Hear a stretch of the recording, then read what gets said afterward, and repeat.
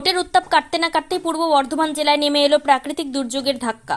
বুধবার বিকেল থেকে শুরু হওয়া কালবৈশাখী ঝড় ও বৃষ্টিতে জেলার বিভিন্ন প্রান্তে বোরো ধানের ব্যাপক ক্ষয়ক্ষতির আশঙ্কা দেখা দিয়েছে। ফসল তোলার মুখে এমন বিপর্যয়ে চাষিদের মুখে হাসি একেবারেই মিলিয়ে গেছে। ভাতার ও আউশগ্রাম ব্লকের বিস্তীর্ণ এলাকায় একই চিত্র চোখে পড়েছে। ঘোলদা গ্রামের মাঠে গিয়ে দেখা যায় পাকা ধান প্রায় মাটির সঙ্গে লেগে পড়ে আছে। 3 মাসের কঠোর পরিশ্রমে ফলানো ফসল এখন কার্যত নষ্ট হওয়ার মুখে। অনেক জায়গায় জমিতে জল জমে থাকায় পরিস্থিতি আরো জটিল হয়ে উঠেছে। কৃষকদের কথায় ধান একেবারে শুয়ে পড়েছে। এখন অন্তত 10 থেকে 12 দিন কাটাই সম্ভব নয়। ফলে একদিকে যেমন ধান কাটতে দেরি হবে, অন্যদিকে খরচও বাড়বে। নুয়ে পড়া ধান কাটতে অতিরিক্ত শ্রমিক লাগবে, যা কৃষকদের জন্য নতুন করে আর্থিক চাপ তৈরি করছে। তার উপর ভেজা ও ক্ষতিগ্রস্ত ধানের বাজার দরও কম পাওয়ার আশঙ্কা রয়েছে। মাঠে জমে থাকা জলের কারণে পাকা ধানের ওপর দিয়ে জল বয়ে যাচ্ছে, যা ধানের গুণগত মান নষ্ট করতে পারে। অনেক কৃষকের দাবি প্রায় 12 আনা ধানের ক্ষতি হয়ে গেছে। ইতিমধ্যে কিছু এলাকায় ধান কাটা শুরু হলেও এই দুর্যোগে সেই কাজ থমকে গেছে।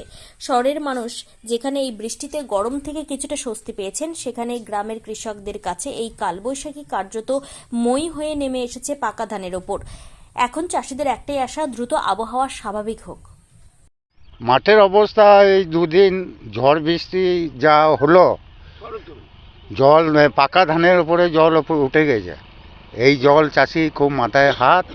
এই ধান যদি না পায় চাষি, তাহলে চাষি কি করবে? ঋণ দেনা করে চাষ করেছে, পরের জমিতেও চাষ করেছে, যেদের আছে নিজের জমিও চাষ করেছে, লোন ফোন করে যে চাষ করা হয়েছে, জল তো মানে পাকা ধানের ওপরে তো জল উঠে গেছে। এই জল এই যদি ধান না যদি কাটা হয়, তাহলে সব কল হয়ে যাবে, নষ্ট হয়ে যাবে, পচে যাবে ধান। ধান কাটা কাজ শুরু হয়েছিল 2-1 দিন গাড়ি চলার পর তো গতকাল 2 দিন ধরে বৃষ্টি।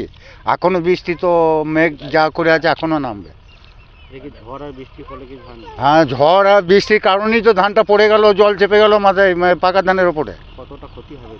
ক্ষতি এখন মোটামুটি তুমি না এ ধান না তুলতে পারলে 16 আনাই ক্ষতি হয়ে যাবে। এ তো ধান কল হয়ে যাবে, এই তো ধান নেবে না বাজারে, ধান পচে যাবে। এই অবস্থায় কি ধান তোলা সম্ভব? এই অবস্থায় কি করে ধান তোলা সম্ভব হবে? এই অবস্থায় ধান তোলা সম্ভব কি করে হবে? এই তো 2-4 কাঠা জমি নয় যে কেটে কোথায় রাস্তা দিয়ে আল দিয়ে তুলবে, সে তো ক্ষমতা, ওই ধান কি তোলা যাবে? মনে হচ্ছে যে ধান তোলার অবস্থায় এরকম একটা ক্ষয়ক্ষতি, হ্যাঁ, বিরাট ক্ষয়ক্ষতি ধান তোলার অবস্থায়। কতটা দুশ্চিন্তার মধ্যে রয়েছে চাষি? একবারে আমার মাথায় হাত চাষির।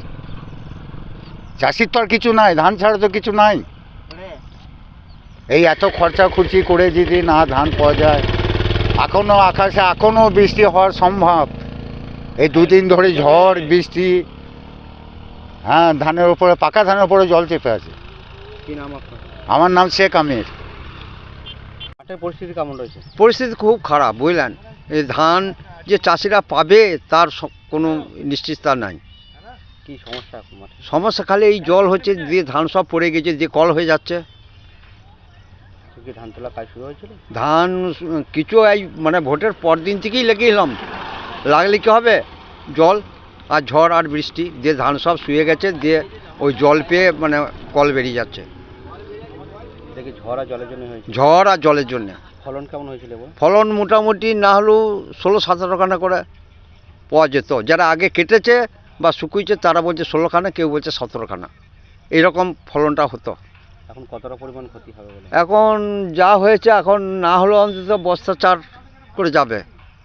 আবার যদি কল বেরোচ্ছে, ওই কলটা যদি হয়ে যায় তাহলে তো সম্পূর্ণই ক্ষতি। কল আলা ধান তো কেউ নেবে না। এত খরচা করে কতটা দুশ্চিন্তার মধ্যে রয়েছে? কি করবো বুঝলেন, এ খেলতে খেলতে আর মানে সহ্য হচ্ছে না, মনে হচ্ছে না বিষ খেয়ে নিই। বিঘাপতি কেমন কি ক্ষতি মানে খরচা হয়েছে? জমি প্রতি লিবারে তো প্রচুর টাকা নিচ্ছে, কারণ 300-350 টাকা করে 10 ঘন্টা বীজ টেনেছে, রয়েছে। হ্যাঁ, আবার ধরুন লেবার প্রতি ওরা 700 টাকা করে নিয়েছে। তা 700 টাকায় ওই যে 10 ঘন্টা বীজ, খুব জোর 2 কাঠা, এর বেশি হবে না। এইভাবে আমরা লেবার করে করেছিলাম। হ্যাঁ, আর বিশেষ করে মমতা দিদি এই যে আমাদের গ্রামে সাবমার্সেল কটা করে দিয়েছিল, ধন্যবাদ। উনি চিরজীবিত হোক এবং চিরকালই যেন পাস করে, এটা আমাদের আশীর্বাদ বা আমরা দোয়া করছি, বুঝলেন।